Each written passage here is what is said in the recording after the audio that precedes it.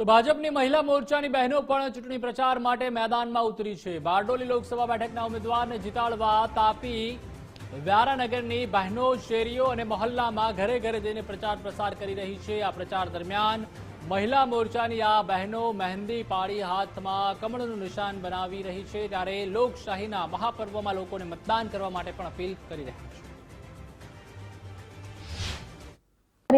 અમારો एक नारो છે, गली गली में जाना है, नारी को बूथ जीताना है। એ અંતર્ગત અમે અત્યારે બૂથ વિજય અભિયાન પર કામ કરી રહ્યા છે।